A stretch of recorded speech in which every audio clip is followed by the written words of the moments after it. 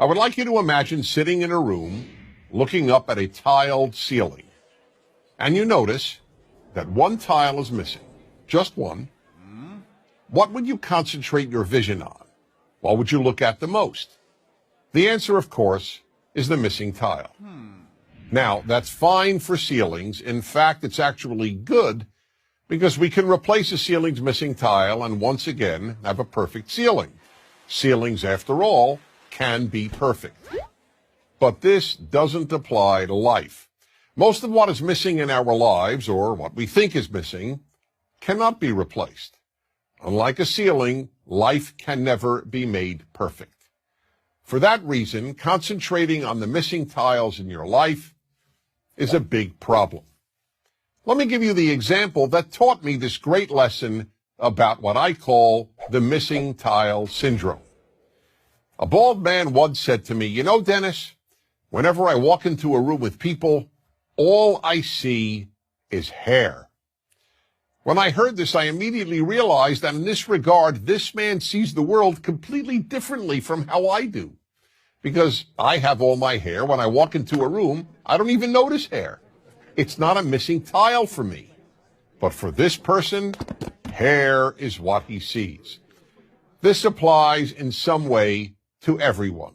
When a woman who thinks she has imperfect legs walks into a room, all she sees are perfect legs. Or take the example of the woman who once said to me, "Wherever I go, all I see are pregnant women." Now, how could that be?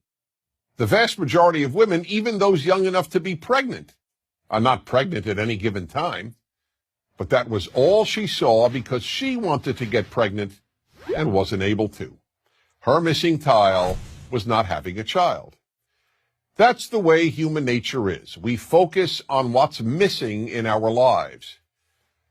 The missing tile syndrome is a very big obstacle to happiness, so big, in fact, that it makes happiness almost impossible. There will always be something missing in your life. When you see other people's kids, you'll think you see tiles that are missing in your own children. Gee, why can't my kid study as hard, or be as polite, or be as bright, or be as good-looking, or be as athletic? The same holds true regarding our spouses, our work, our looks. The list is endless. I'll give one more example. When I was single and looking to find the right woman, I wanted to first identify the most important trait to look for in my future wife. So after almost every date, I would call my best friend Joseph and announce, "Joseph, tonight I identified the most important trait in a woman." And he would always say, "Okay, Dennis, what is it?" And then patiently listen. One night I would tell him that it was intelligence, another night that it was looks, another night personality, and on yet another night kindness. One night, as usual, I called him up after an evening out and said, "Joseph, I finally figured out what the most important trait in a woman is." But this time he didn't say, "Okay, Dennis, what is it?" Instead he said, "Don't tell me, I'll tell you." Perplexed, I asked, "How do you know? You don't even know the woman I went out with." "It doesn't matter," he said.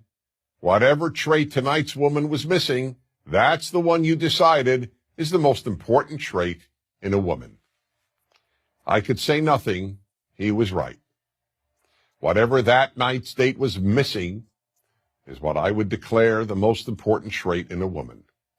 I hadn't yet come up with the term missing tile syndrome, but that is exactly what I was suffering from.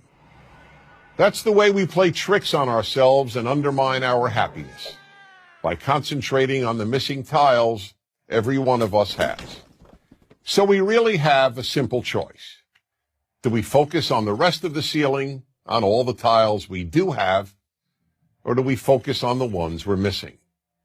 To a large extent, the answer to that question will determine how happy you will be. I'm Dennis Prager. Join Prager University, subscribe to our YouTube channel, and sign up for free at prageru.com.